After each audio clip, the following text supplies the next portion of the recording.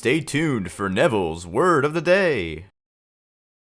Hello all you wonderful, beautiful, and craptastic people. CraptasticJack here. Today we're going to be rocking the Comet 4 here. We're going to be driving around the map for a little bit, just kind of talking about the current state of Need for Speed and Need for Speed 2021, because there is a lot of juicy news that's been happening recently. I actually just did a stream the other day talking about this whole thing, but I kind of want to do a video just to kind of get like my thoughts, my concrete thoughts in on the subject matter. So without further interruptions, let's just jump right in.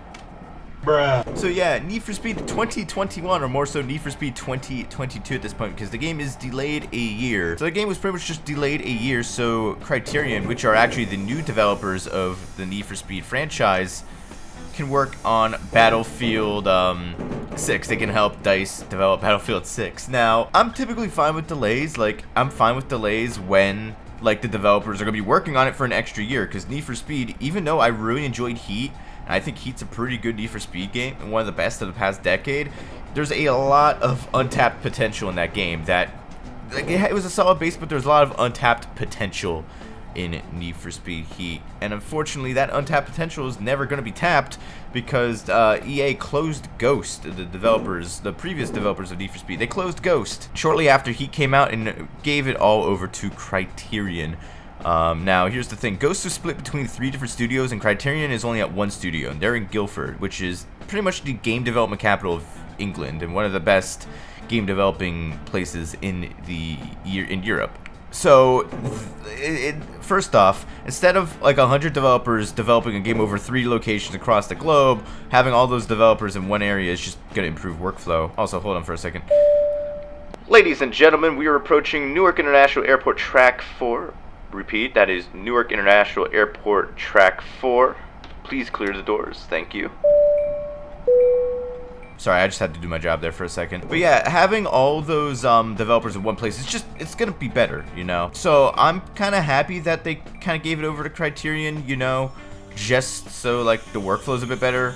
And I think Criterion's put out some of the best Need for Speed games in the series history. I mean, Hot Pursuit 2010 is a masterpiece. Say what you want about Most Wanted 2012, but I really enjoyed that game. I feel like their track record was a bit better than Ghost. I mean, 2015, I really enjoyed 2015. Payback was dog shit, and Heat was fun. One of my favorites in a long while, but a lot of untapped potential there, and that's putting it nicely. So Ghost was pretty much, after Ghost was pretty much kind of not necessarily shut down, but Ghost was pretty much kind of turned into a support studio. They basically turned into a studio to basically support other developers in the creation of their game. Their job is pretty much just to assist other developers. Now, with this news of Criterion helping DICE with Battlefield 6 and delaying Need for Speed for a year, it leads you to believe, is Ghost helping DICE as well? Do they need that many people to help with Battlefield 6, or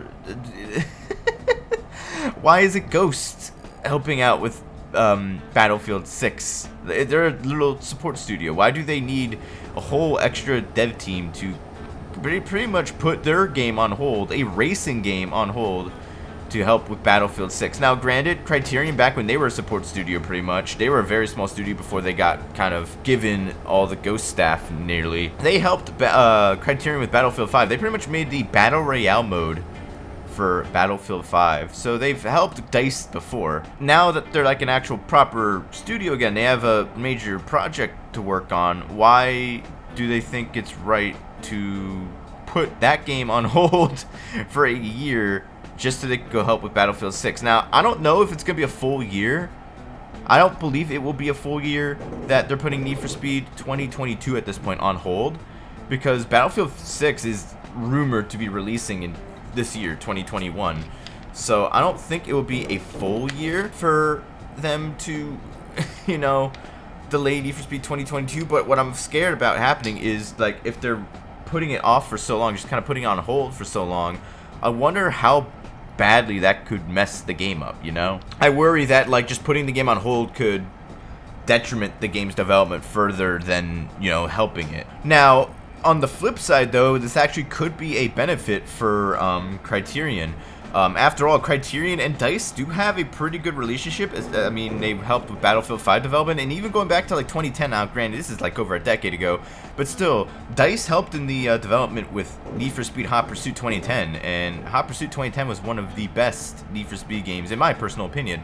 So I hope that once Criterion helps DICE with Battlefield 6, DICE will in turn turn around and help Criterion with Need for Speed 2022. After all, DICE know the Frostbite engine more than anyone else. Their expertise in that field could really, actually, in my opinion, probably benefit the game, Need for Speed 2022. It could probably benefit the game a lot more than hampering it. And with DICE being huge, they could easily dedicate maybe not even a quarter of their development studio, and that would be a ton of that would be like doubling the size of Need for Speed's development team, even if they just donated like a quarter of DICE's like development team to helping with Need for Speed 2022 after Battlefield 6 comes out. So if they were to turn around and do that, and kind of EA's making all these studios kind of help out each other in order to produce better games, then I actually think this could be a win-win situation, because Criterion are pretty good at making games. They have a pretty good track record.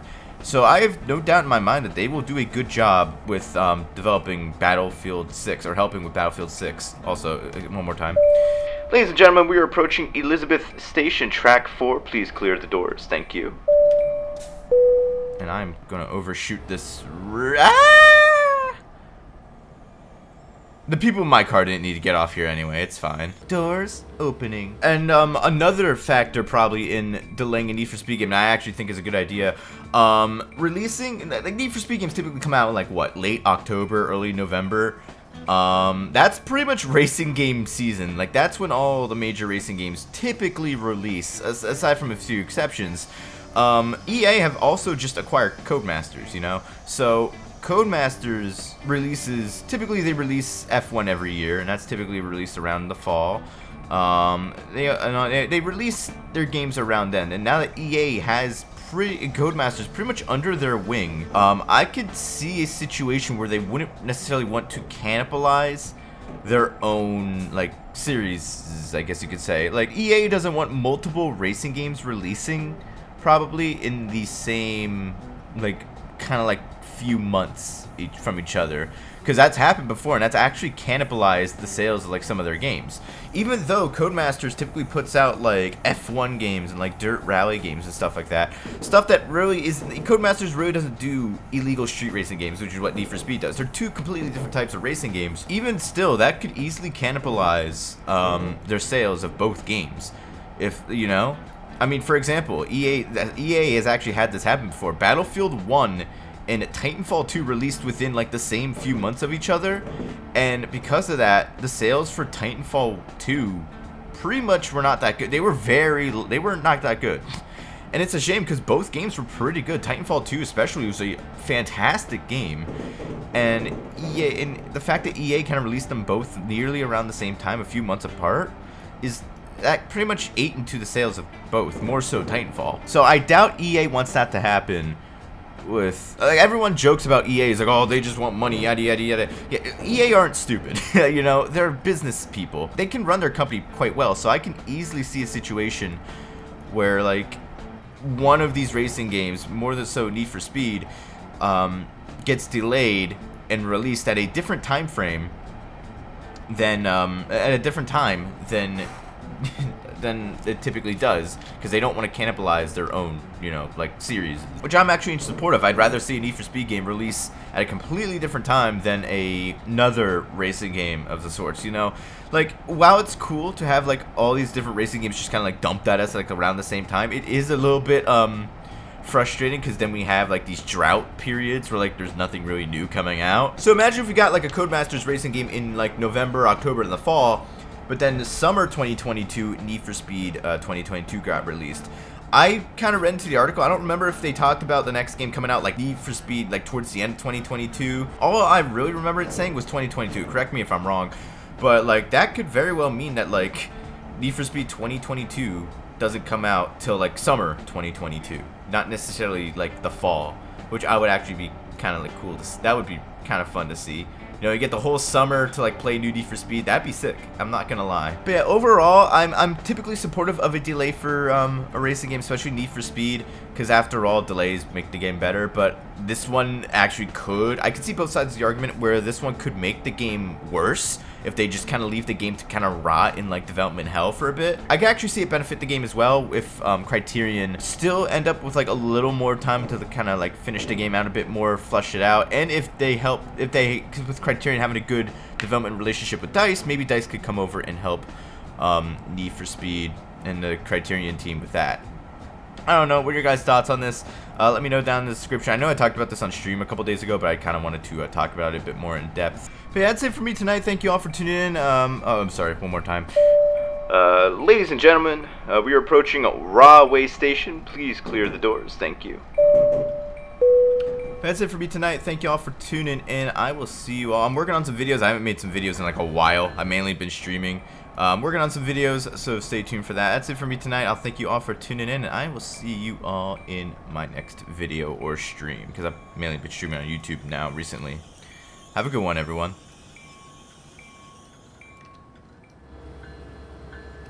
Almost perfect. And Neville's word of the day is...